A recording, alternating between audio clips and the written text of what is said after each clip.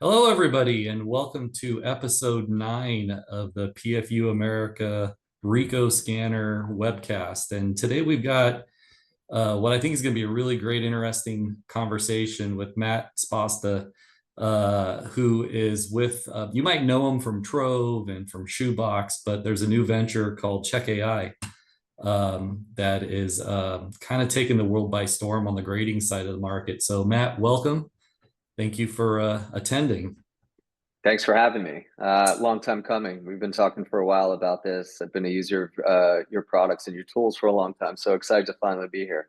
Yeah, so are we. This has been a work in progress, and I think you can see just in the background, him testing the models and the company going through the motions of his product. And this is a different type of webcast today because instead of talking about, how AI is capture or grading, taking information off of cards, we're now going to be talking about the importance of grading and the different types of grading that is being offered right now to the public.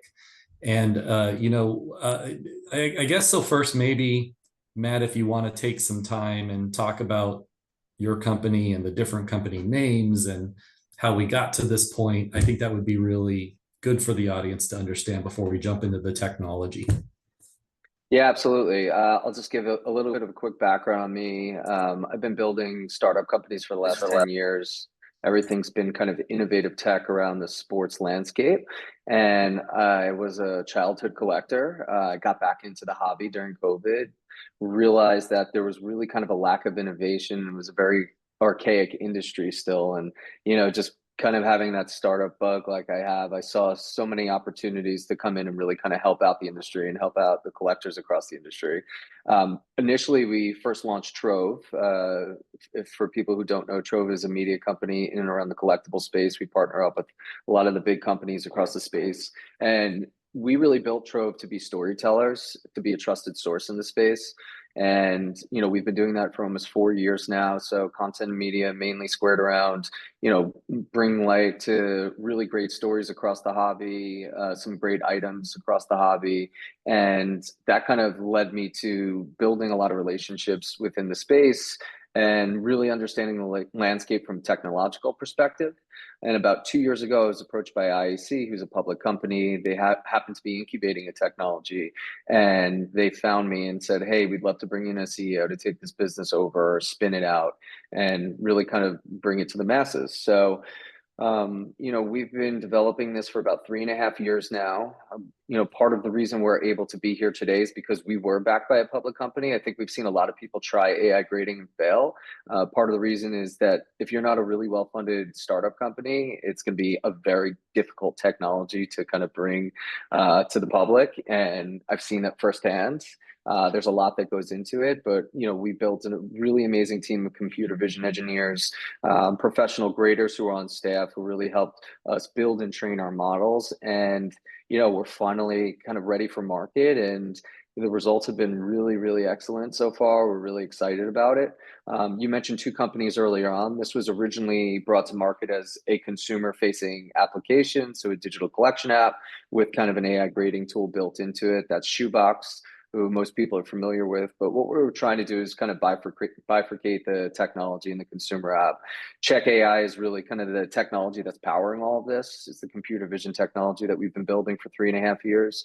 And part of the reason why we kind of split up the business is because we think the technology is something that we could license across the space and kind of allow all the companies, marketplaces, grading companies, other platforms to really, leverage this technology to bring it to their customer bases. And for us, that will really help us kind of build adoption and credibility. And one of the most important things in the grading space is to really align yourselves with partners that's going to bring you credibility and kind of help you build your brand, as we know, as some of the dominant brands really kind of control the grading space right now. So. Right.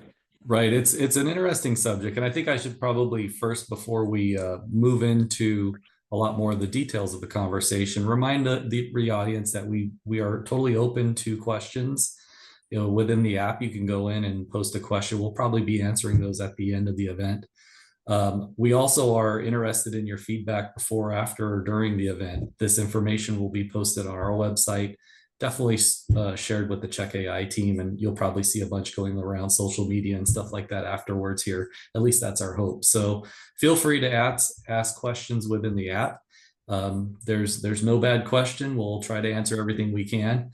And for our side, on from the Ricoh scanner standpoint, we see this as a great application because there's really kind of three users, right? There's those who are just collecting, there's those who are looking to sell, and then there are those that are just excited about technology, and think it's just cool. I mean, when I found it as a collector, I just thought it was super cool that you can see images that you can't see with the naked eye.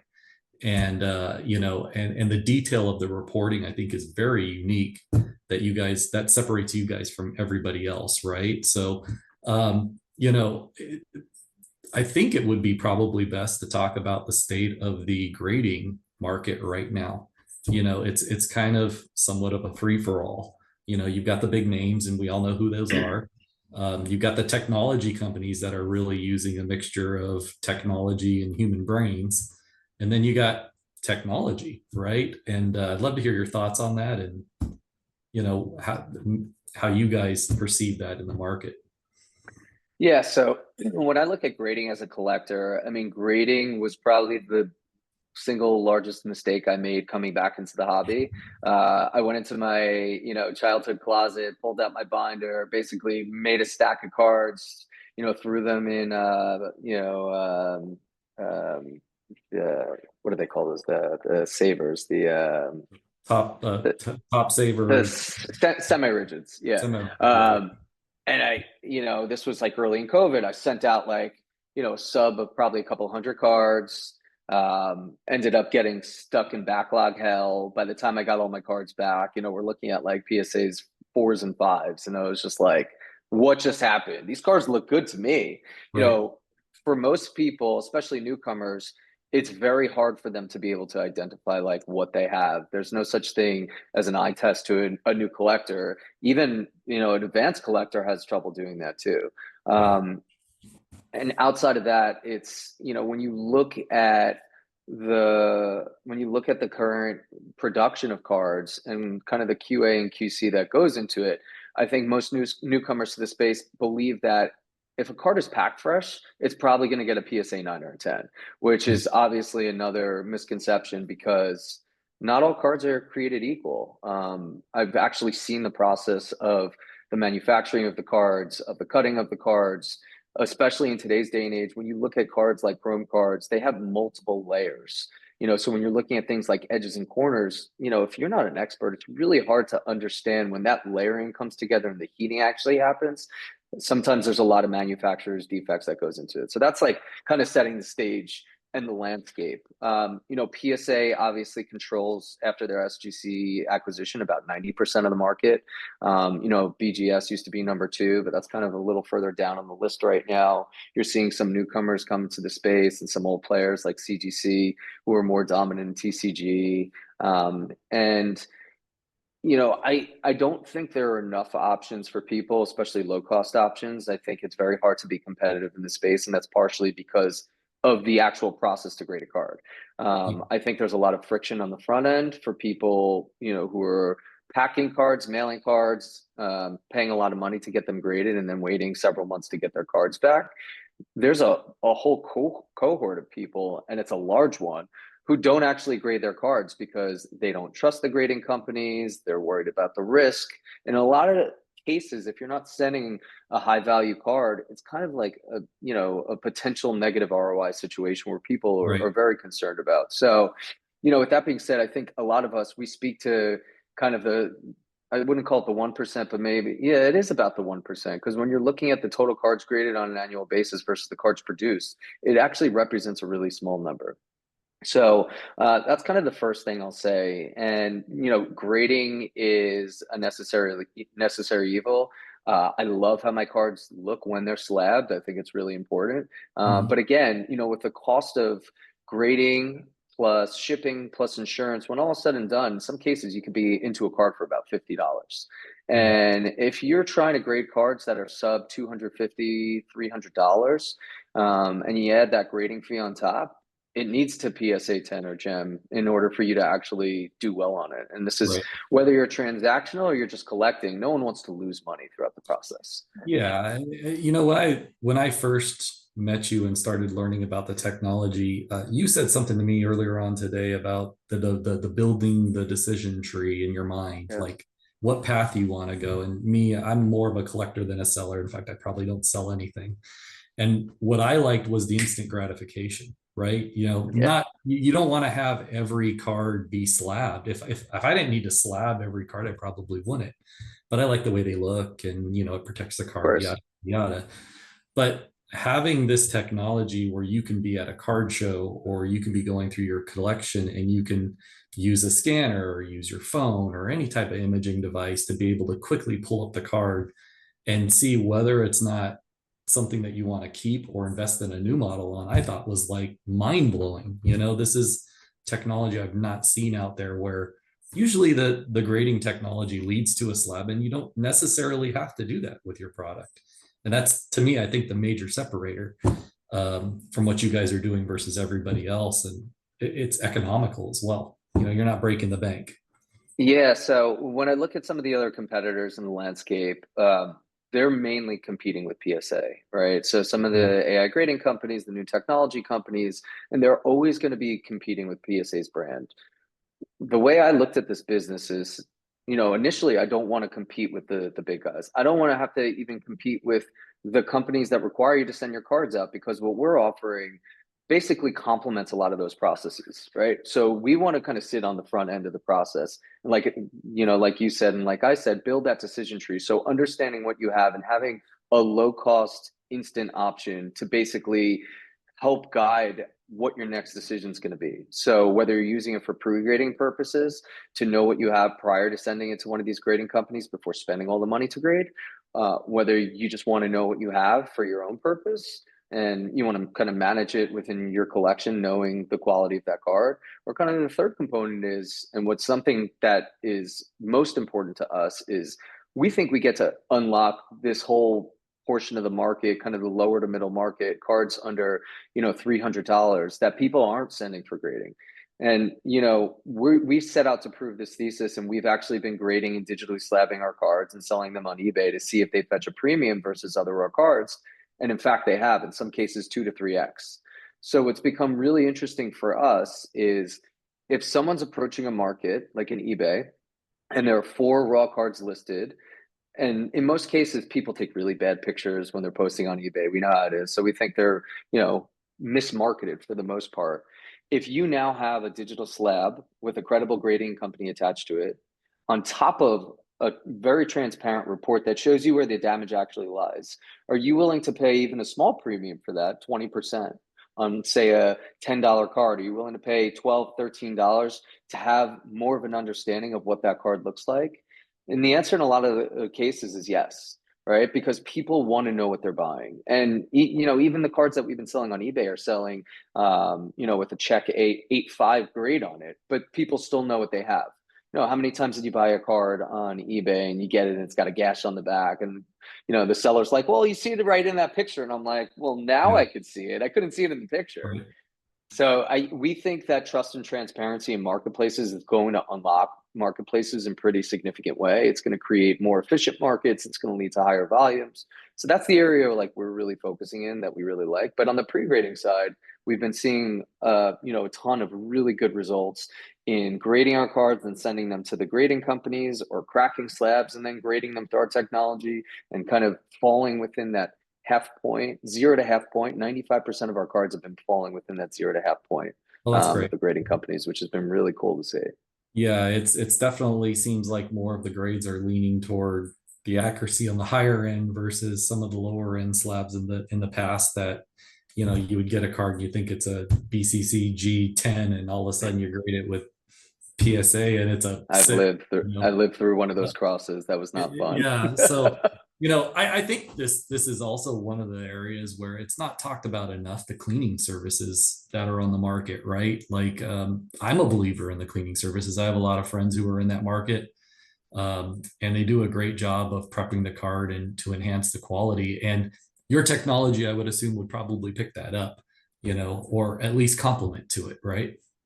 So it's actually a great point. One of the things that I've learned with our technology is the level of detail. So our current process relies on a smartphone. You can take pictures from your smartphone, and the resolution and the camera on the smartphones are actually excellent. We'll get into it a little bit more later about how we could use your products and how we're using other kind of high res imagery. But what I've found is if I'm not really aggressively kind of wiping down our cards, you're gonna see things that are picked up, whether it's lint and dust. And a lot of cases, PSA will do kind of like a quick wipe down. But there are certain things that may come across as surface damage, which could actually potentially be wiped off. Those guys actually, so talk about the high-end case breaks of the world, the Mr. Minties. Those guys are friends of Yeah. mine. We've talked about partnering up because their process is still expensive too, and I think they cater more towards the high-end collector. But we've even talked about them using our technology to kind of pre-screen cards before getting to them because they have a lot of rejects that they have to send back to their customers, Yeah. right? So this is a tool that I think complements almost every single platform across the space. We've talked to the main grading companies, we've talked to the pre-grading companies, but yeah, there's a place for them. They're really good at what they do. They have a really good eye. They have good relationships with the grading companies, so they kind of know what's going into the grading process, how certain products are graded, and that's something that we need to keep up with as well, as we're constantly optimizing our model to really understand new products, new surfaces, and things like that. Yep. So don't worry, audience. At some point in time, we will get to a product demo. Usually it's around the half point of the show, so probably 10 or 15 minutes. So Matt's going to be kind enough to go through a live product demo, and you guys will be able to see in action exactly what this product can do. You talked about the technology from the phones and stuff like that. Where do how do you see the FI 8170 and the SV 600 fitting into your technology and enhancing your marketplace and your customer satisfaction in terms of moving forward to the next step of mass scanning and getting those cards through the system? Yeah, so our technology was originally built for the consumer, right? How do we create a product that fits in a smartphone that allows people to do this from their home? So that was kind of the key thing we were solving for. The better the imagery, the better the pictures, the better the scans, the higher quality and the more accuracy we're going to get from the actual grading. One of the things that we've been discussing for a long time, and some of the things that we've been working towards is how do we build a product that we can essentially use at scale? Like how many dealers out there, how many store owners out there are sitting on millions and millions of cards that are using your technology to essentially scan and upload those cards? But if they had a way to, whether it was a kind of full grade or full assessment of the quality of the card, or even kind of a quick and dirty assessment where it could basically say, hey, we're going to bucket this into what we think is, good, pretty good, or really good. And one of the things that the iPhone and our current process captures is the ability to use a flash and the ability to use glare at certain angles. And Mhm. as you know, when you're inspecting a card in a grading room, you're looking at it using a Yeah. light, sometimes using a loop. And any of the AI grading companies that claim to offer kind of a top down scan of a card, and they could give an accurate grade with that, is just lying. And I'm sorry, we've tested this out with professionals and experts for many years, only to find out that for surface, because surface is the most important, and even some of the things like edges and corners, it's very difficult to really and truly accurate assess what the actual grade of a card could potentially be without looking at it from different angles. So some of the things that we've been discussing and some of the things we've been testing on our side are most importantly, centering. And that's kind of the easy one when you're scanning. You have a card that's laying flat, you're going to be able to more accurately, pinpoint the centering of that card using our technology. Depending on the makeup of the card, depending on the design of the card, you'll be able to see things like edge wear, and you'll be able to see things, like corners, soften corners, widen corners. Really, the one thing that, unless it's like really egregious surface damage, it's the one thing that we've had a little bit more trouble figuring out. And you and I have gone back and forth for many months over this, is trying to optimize the settings, whether we're using light, whether we're not using light, and it's all kind of part of this evolution. But when I really think about where your product comes in, It may not necessarily be the full grade, but it could be something that's more of like a preliminary grade that gives dealers the ability to then bucket those cards and understand what they have and kind of categorize them as, we think these cards are in pretty good condition and we could attach a premium to them when listing them in the marketplace, as opposed to just putting kind of like, a Yeah. blanket price on things. Yeah, I kind of see it for all of those dollar bin, $2, $5 bin guys that are at a show. They can probably separate their cards based off of grades and how low they Absolutely. are much quicker. Those people selling on eBay or, whatnot or whatever other stores are out there, being able to get a quick rough grade, for inexpensive is probably the best fit for the people using the technology. Does your technology have any issues with people who are imaging cards, whether it's a phone or a scanner or something, using like a penny sleeve, a top loader, card saver twos, any of that stuff? There's no issue, right? You can't use those actually. Oh, You you you have can't. you can't use them currently. Yeah. Okay. And part of the reason is with our current process with the phone, if you're using a flash, the flash is ultimately picking up glare and it's picking up damage on the surface of any of those protective cases. So Yeah. in our current process with the phone, you can't actually use those. If we were going through your process, for some of the subgrades, it wouldn't be an issue again for surfacing unless the damage was egregious. Mhm. It's something that you will be able to do is kind of leave your cases Great. on when you're scanning in those cards. Great. Yeah, because with our products, you can do it either way. I only asked that Yeah. question. Wasn't sure about the top loaders and stuff like that with people using, but it makes sense because if it's not a perfect, clean, top loader or something, it's going to pick that up and see it as probably damage on the card. Yeah, and look, when you talk about the integrity of the grade, it's like it's very difficult to accurately assess the grade of something by just kind of like looking at it in the top down, taking a picture of it. What we really set out to solve was how could we accurately and with like the highest degree of confidence be able to assess what we think the card could potentially be if it goes to a grading company, and by doing so aligning ourselves with the grading standards of these traditional grading companies really kind of lends us the credibility that we need to be a standalone grade if people are using that grade to transact off of the marketplace. That makes sense. So I don't know if it's probably best to go over like maybe your website and your pricing options or first show the demo. What do you think would be the best thing we to do? we could go through the demo. Go through the and, demo and first? Okay. Yeah, and again, so I'll give a little bit more about the demo. One of the reasons why we're most excited about working with Ricoh is because your solution is scalable. Our current solution requires you to take multiple angles of the picture of the card, and when you're taking pictures of those multiple angles, it is a time-consuming process. It could take anywhere from a minute to a minute and 30 seconds. Obviously, it takes you 10 to 15 plus minutes just to pack your cards and send them to grading companies. There are a lot of people that we're already seeing who are using our product who have kind of shooken off like the idea of, all right, it's going to take me a minute, but I'm okay with that because in 60 seconds, I'm going to be able to get a grade back. And that's the thing that gets people most excited about. So Yeah. happy to jump into a demo, but I'm going to walk everyone through kind of the steps of the demo and, show them exactly how to use our app. So the demo we're going to actually do on the Shoebox app. The Shoebox app is live. We currently offer grading in the app for free right now. We haven't broadly marketed that because right now we're just kind of building our test data and we're learning as much as possible and having kind of two-way interactions with our users and our customers. So if you're on here and you download the Shoebox app, you could kind of get on there and start using it. And I'm going to show you how to do it. Great, great. We can't wait. I think this should be pretty cool. Once you guys see this technology, it's probably if it's like me, it's like a game changer. It's one of those words that's used quite often in our market that it's very rare to see something that really kind of changes the whole model of landscape how things are. So we are seeing right now your screen. Okay, great. So this is the Shoebox app. Um, you know, these are kind of the main features you could see on the main screen, some highlighted cards, other cards that have been added. This is my collection right here.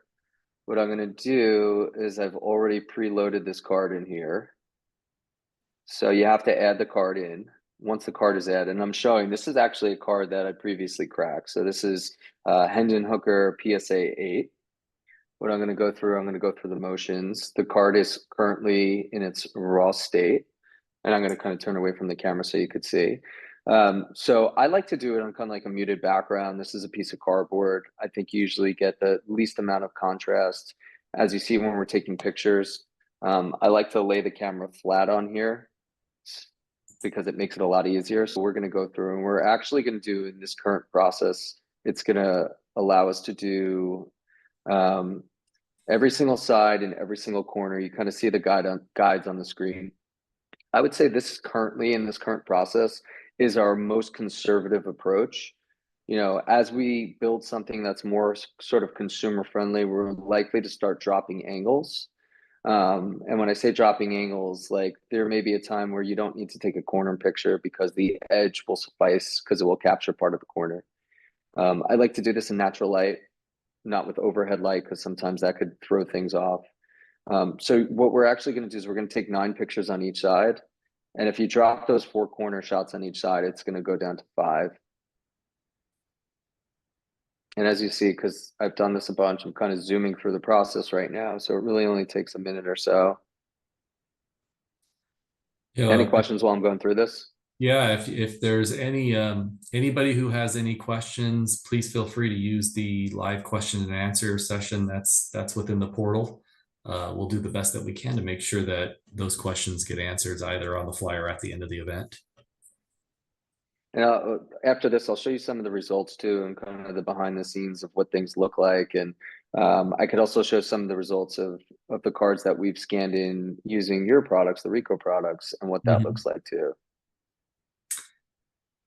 Okay, so we're complete on that. We'll kind of let that just sit here for a little bit. We'll So come back to it. on average, how long does it take for the system to recognize the card and generate a grade? Is it less? So typically it's anywhere from 60 to 90 seconds. Okay. So Matt, as this is happening, is there any future plans on connecting? Like this is part of a process, right? Like you own your card, you buy your card, you grade your card, then you decide whether or not to get it slabbed or not, and then you're probably going to decide to sell it on a platform or have AI recognition read it's Luka Doncic type of thing.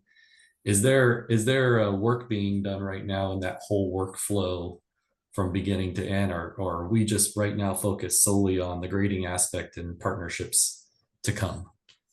Yeah, so you know, the app is mainly meant to be a place to kind of store and digitize your cards with the ability to then grade those cards. Mhm. Um, our goal is really to bring this technology to other apps. So, you know, if you think about the consumer applications that exist today that are kind of these fully kind of functioning apps that have all these different tools and features built in, I think it's, you know, those are products that we'd love to bring this technology to because we think it unlocks a lot of different actions and a lot of different, again, unlocks the decision tree on those platforms. So the ability to have some of these other collection apps, and we're talking to a handful of them, to really have this technology that then goes and powers things like their marketplaces. It goes and powers, you know, things like, you know, other sort of activations and gamification, things like that. You know, there's a this kind of the sky's the limit with this in the future. We want to focus on getting this in the hands of the hobby, but we think there's going to come a time and the place in the future where we build out tools that really kind of support this and complement it in different ways. Is this one thing that I forgot to ask you in the beginning, is this sports cards focused only? Baseball, So, basketball, hockey? Yeah. so right now it's sports card focused. We're starting to build out our models for TCG. Although when I go in and I actually grade a Pokemon card, it's pretty accurate already. There's Yeah, only certain features and things that like our models would need to be trained on, like the rounded corners versus the sharp corners. yeah, I would imagine it would think it's a card and it's going to grade it either way. All right. I have my notifications off, but usually you get a kind of push notification on this. So Okay. let's see if we're able to get it. We go here. All right, so this came back an 8.5. We're gonna look at the unlocked. It got an 8.5 on centering, a 10 on corners, a 9 on edges, and an 8 on surface. Wow, it's amazing how quick that is. So what I'm gonna do is I'm gonna go off sharing the app right now, and I'm gonna just do a quick kind of behind the scenes look of what we're seeing and how the different components that go into actually deriving this grade. So as you can see, behind the scenes, we're identifying all the damage that's been captured. And, if I'm looking at that right now, I could actually see when I'm looking at it at a certain angle that you could actually see that edge wear on the top side of there. And that's one of the things that went into the deduction on the edges. Hmm. I'm looking right here. I see that scratch that I found. There's a little tiny dimple right there. I mean, you're talking about the level of detail here is Yeah, it insane. and I see that right here as I'm looking using a little bit of glare. Um, let's see if anything else is really obvious. Corners have found a little bit of rough corners here. I don't know which is the back left corner. Yeah, I see a little whiting on the blue. It's a little easier to see. It's pretty amazing how it took all 18 of those pictures and stitched it all up and gave you, like you got an overview and then you got the breakdown of it below too. That's pretty cool. So if you really want to see how the sauce is made, I'll bring you very behind the scenes. Are you able to see this screen, this dark screen? Yeah, it's black screen. Yep. So essentially what we're doing and part of our proprietary technology basically takes all those images and it sandwiches it into one 3D image and it looks at all the views. And when you're seeing these little dots on here, this is damage that's been identified on multiple views. So this could be damage that was identified on the top down view and a corner view for all we know. And we could actually go dig down into it and see where those are coming from. But what's really unique about this is by seeing it on multiple angles, it's actually removing false positives from the system. So if it sees a piece of damage on one view and not another view, it's likely to be a false positive. So what's really unique is taking all these images, throwing it on this 3D view, confirming that the damage actually exists, basically deducting the damage based on the scoring, right? So it saw this on two views and basically took a full point off for that edge. And based on the scoring, that derives the subgrades, which ultimately defines kind of the final grade. And I'll That take you to kind of the last picture. And this is how we calculate the centering. It's basically identifying things like inside border, outside border, corners. And you'll see this card was pretty off-centered, bottom top and a little bit right to left. And that's why it got, I think, it was a 8.5, I believe, on the centering. Yeah, yeah. Matt, how would this factor in if you've got like an autograph or a sticker autograph or a patch? Would the technology be able to read that and look at that data, or is it So so separated? the models have actually been trained to ignore autographs. In a lot of the cards that we've trained it for, like NT and things like that, that have kind of these raised boxes where they have the patch sit, it's able to identify the border and kind of ignore that as well. So the model is trained on millions and millions of images of known damage, known cards, surface types, things like that. So that's part of the kind of capital intensive piece of this that went into it and why it was so costly to build and why it was so hard to build, right? Because Yeah, think about how many nuances there are around cards, the thickness of the card, the surface type of the card, the paper type of the card. So we've really been able to build this really strong database and probably the largest data set that exists across the space for known damage and scale it up in a way where it's understanding exactly what it's seeing in real time. I mean, it's great to be able to kind of review the damage and see all the different things that we're seeing. But to me, the most impressive thing is how all of that just happened in a matter of like, a 2 minutes, minute. let's say. Yeah, yeah, Right. And it threw together these reports and it identified the damage and it scored it. And it's just incredible. Like, when I first came into this, I was very skeptical, as most people in the space are, right? There's a lot of reasons to be skeptical around why this won't work. But I've gotten enough confidence working with our team to know that we're onto something and we're onto something really important. The only piece that I'd say is the really difficult piece to, ultimately assess as part of this process is we could be as objective as possible and as quantifiable as possible with our grading because it's a piece of technology that's doing. The one thing that we can't control is the subjective piece that exists in the grading room. But we have no idea how this is going to grade when it goes to a grading room. So if you're using this as a pre-grading tool, you're always going to be dealing with that subjectivity. So we're just in, for our process, we're trying to assign the highest degree of likelihood that's going to get what we believe to be the grade that we've assigned.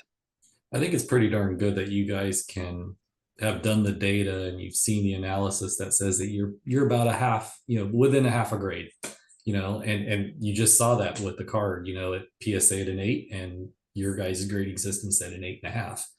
So I mean, all the grading companies are different, right? Remember who you're taking it to, and their likelihood to be a little bit harder or tougher on a grade, right? I'm sure that Yeah. probably GC 9, maybe, maybe that would work the other way. Um, you had mentioned that there were some test images around using like the 8170. I think there was like a Donruss baseball card or something that Yep. kind of showed those images as well.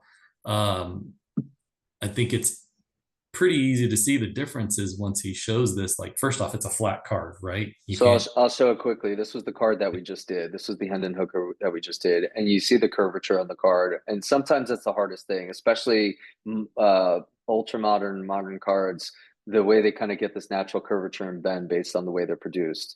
And it makes it a Mhm. lot harder for us to essentially capture pictures, but we're still doing our best to be able to accurately assess the centering. And I think we got it pretty good on this card. When we Yeah. go back to your card, when you look at it, it becomes way more accurate from sort of a quantifying what the actual, I mean, look, let's use 88 Donruss for an example. This is perfect because the old cards did us a Yeah. service by basically creating a very obvious outside border and very obvious inside border. So Correct. this makes it much easier for us to be able to calculate things like centering, but also having the cards kind of in their flat resting form is really important for us, and it gives us a much better, much more accurate view of the centering. Yeah, it's pretty cool. I mean, you can see the difference. I mean, I think there's also a difference based upon the genre of the card and the errors and stuff like that. Like the 80s cards are all going to be cardboard. The modern stuff is going to have that chrome curvature reflection look.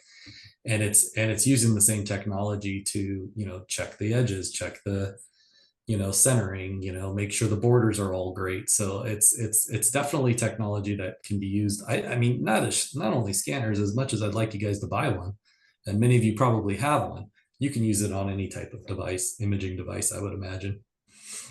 Yeah, um and the other thing is, like, we've talked about this and we've been testing different settings, but you could even see the ability to start identifying things. And sorry, this is the centering image because we kind of put a yellow box on kind of the inner box here.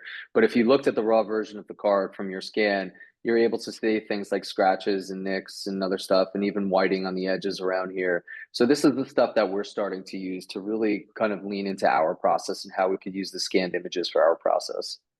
yeah, I don't know about the rest of you guys, but as I get older, it's harder for me to see. It would be really difficult for me to pick up some of the damage around the corner without having the technology to do it. Great. Thank you. The demos worked out really well. I maybe move on to the next portion of it, which is like, how do you buy it? Like, I know we talked about the app, right? What does the pricing models look like? Is it subscription? Is it perpetual? All those types of things. How do those models work? Yeah, so because this is meant to be more of a B2B product, it's actually a B2B to C product, business to Mhm. business to customer, collector in our case. We're working with our partners on all different pricing models, and not all partners are created equal. So, one of the current partners that we're working with, who many of you may know, is PC Sports Cards. PC is, I think, one of the top, if not, close to the top largest subgraders to PSA. So they aggregate orders, they send them to PSA, they get discounted pricing, they get expedited services. They also have a consignment component where, if you grade those cards, you could then send them to consignment. So they're kind of like a one-stop shop. The way we've been working with them, because they're a white glove service, they require you to send their cards. Customers, instead of sending 10 cards to get graded, are now sending 50 cards and saying, hey, I want these 10 cards graded, but I don't know about these other 40 cards. Could you potentially, pre-grade these cards and give me that decision tree as to whether I want to send them to PSA for grading or I want to send them to consignment to sell? So that service, for instance, requires someone on their side who's actually going through and touching the cards and wiping down the cards. So they may charge something different than one of the consumer apps. If the consumer app is integrating our technology, a lot of them offer monthly subscriptions. So it's going to be an upcharge on the monthly subscription, and you'll have a kind of predetermined monthly amount of pre-grades that you're adding to that. So there's no kind of one size fits all on the B2B side. With our app, because we're offering it free right now to kind of just build adoption, build our credibility and build data and things like that. We're not charging right now, but we're going to be charging in the future. It's most likely going to be a sliding scale with the average grade cost around $3 to $4. And as you Wow. kind of go down, I think below $3, it's probably going to be 10%. So if based on the price of the card, if the card is a $30 card, it'll cost you $3. If the card is a $3 card, it will only cost you 30 cents, right? So for us, we really want to unlock this across all different pricing of card types. I think it's really important that if you like this technology and you want to move forward, Matt, you see them all over the place. The guys at every darn show. Either stop them or send them an email or a note. We'll make sure everybody's information at the end of the event is available to you. I think we're starting to get some questions coming in after the demonstration, which is great. One of the questions is for Mr. Wolken. Does the software take into account the age of the card or the manufacturer? I think it's a good point. Like we kind of talked about it, but how would you address that? Yeah, so again, I think we've looked at many different surface types. Our models have been trained. I'd say the majority of the cards that have been trained on our model are more closely towards modern cards. Vintage is a little bit more challenging, although it does a pretty good job with vintage. But when you're looking at paper stock, like paper no gloss, our models have been trained pretty significantly on cards like Heritage, that have that kind of easy wear, easy damaging, and those very closely align with some of the older cards, from the 80s and 90s. But I'd say it's probably more accurate when you're looking at modern and ultra modern, but we still do a pretty good job on vintage cards. It gets a little more challenging as you go a little further back, and cards are in really really bad Yeah, condition. But we're able to actually do it. I'd say, if you were just kind of testing it out for the first time, I would give it a shot really on ultra modern first and modern, because it's more accurate when it comes to that. There are just way more nuances when you talk about vintage cards. absolutely. But that's Yeah. that's a great question. It's you see that often, when I've kind of switched my physical grading to the company that starts with S as of late. And the more vintage that you get, the more difficult the grading is. And I think that's just true. It's been that way for 20, 30 years, right? Are you guys going to be at any events or shows coming up, like showing off the technology? How do you, of course, webinars probably one way, right? But how do you get the word out to the masses about Check AI?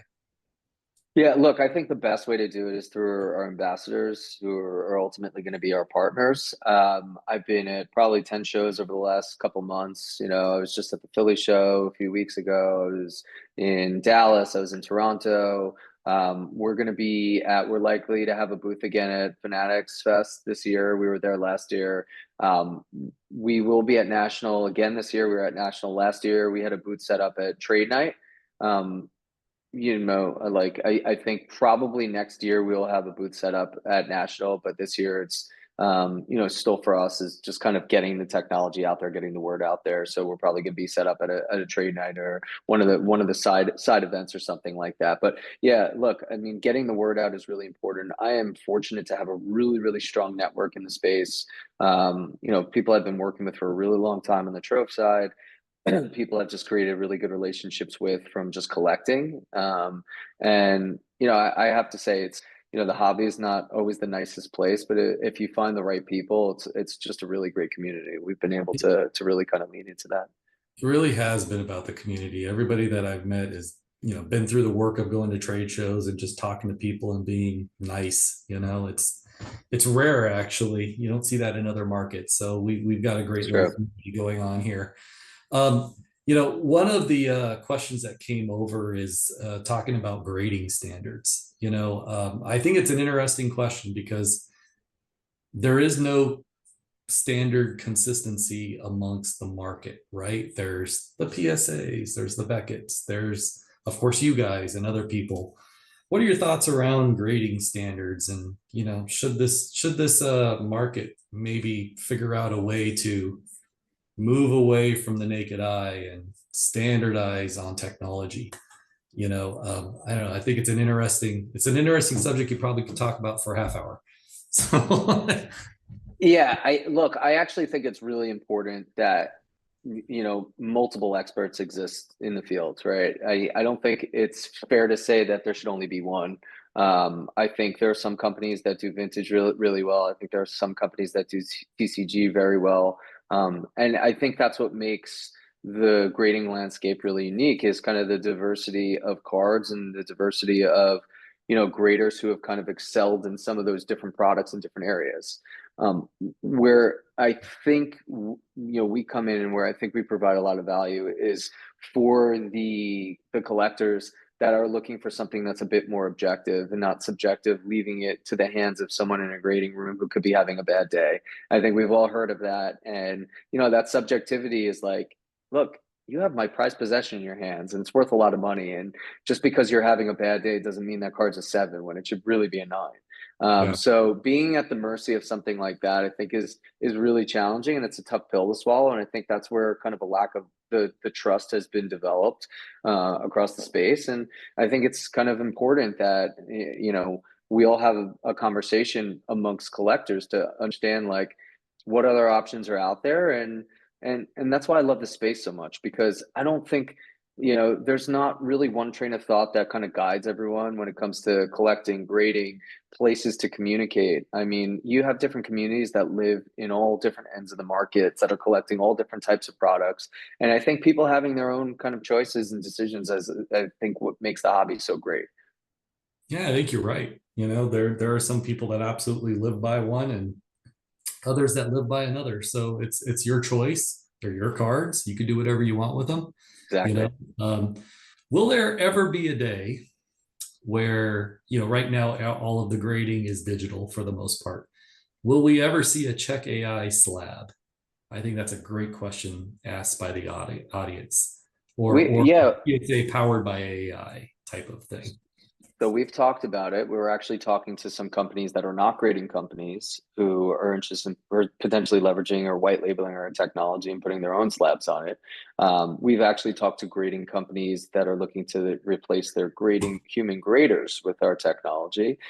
So whether it's a slab that's actually you know, encapsulated using someone else's brand, but it's powered by Check AI, there's a definite possibility. We've even toyed with the idea of potentially creating our own kind of raw card review where you could almost put a sticker over your card and that kind of does a temporary encapsulation.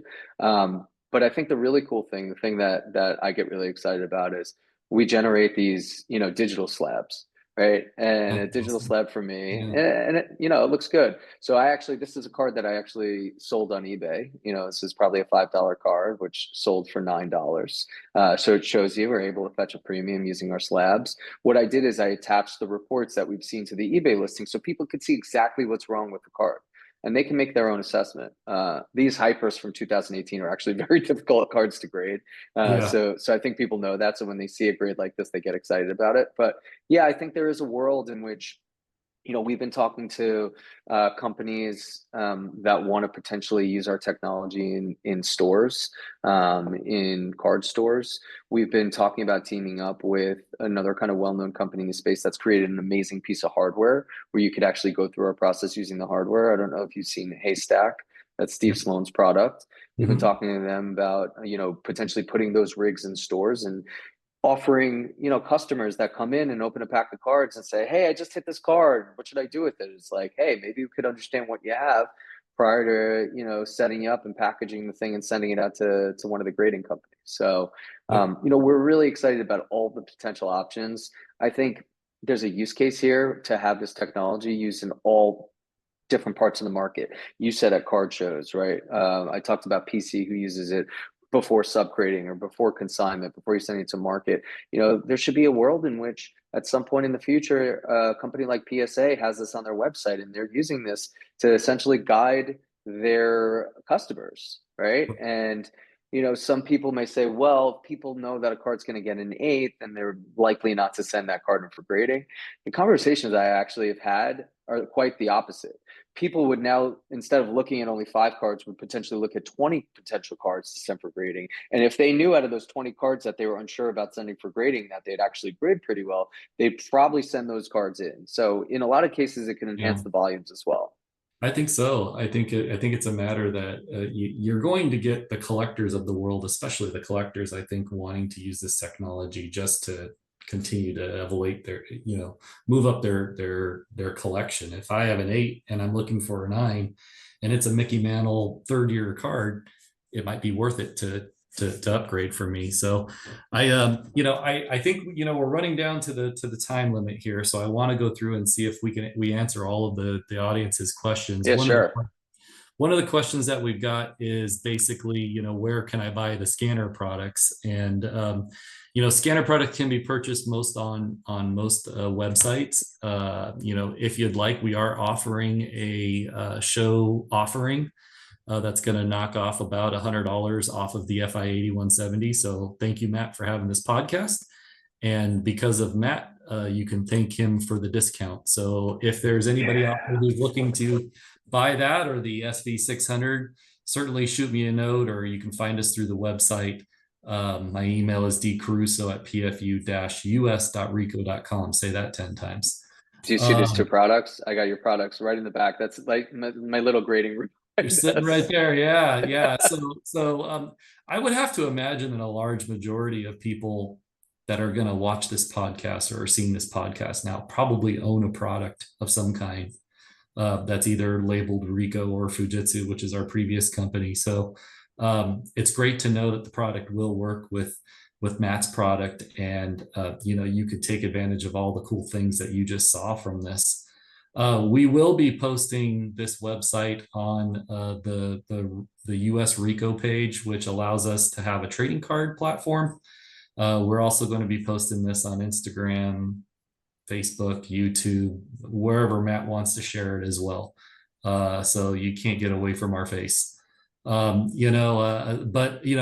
do encourage you guys. I will be at a lot of shows and events here moving forward. I think the next one that we're going to do is probably going to be the West Coast next. I think it's in August, and then we'll do the national as well. I don't think we're going to be going to Fanatics this year, but that's a bummer. But that was a cool event last year. Yeah, you should come out anyway. It's always a great event. Yeah, might be time to take out the kid and let him see it.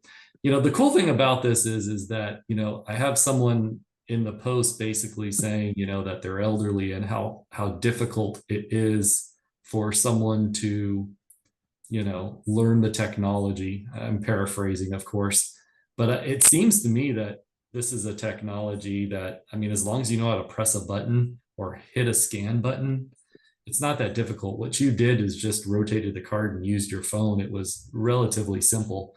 So I would say it's good for ages from 8 to 100, as long as you can have that ability to click your phone. I think children are going to be our best users of this too. And I get excited Yeah. about building tools for the next generation collector also.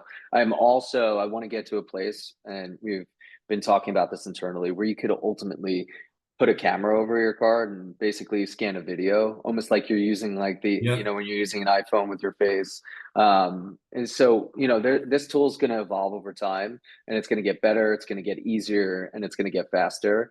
And, you know, that's scary to me. If this thing gets any better, it's going to become superhuman. So we feel a Yeah, little yeah, bit you'll about be it. really Yeah, busy, and it's funny, like right now you say it's a tool for the kids, and I agree. You look at, I go to a lot of card shows with my 13-year-old, and he'll walk around with his phone. It's almost like he's not looking at the cards. He's scanning everything using Collax or Ledex or whatever it is, right? absolutely. Trying to pull up pricing, and I can see that as another tool where it's like, okay, Dad, I found something.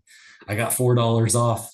Can I go buy it? Type of situation. So it's definitely going to be something I think that hits the masses and allows people to level up their card collection and sell things faster. Well, I think we come to the point where it's time to give everybody our information. Matt, if there's any phone numbers or emails or websites you want to give out, happy to let the crowd hear it. It's really easy. You could get us at check.ai, right? That's the domain. I would say find us on Instagram at Shoebox AI. That's probably where you're going to see the most information right now. And yeah, I mean, you could find me at Matt Spasta. That's just my full name and Instagram handle. Find us on Trove.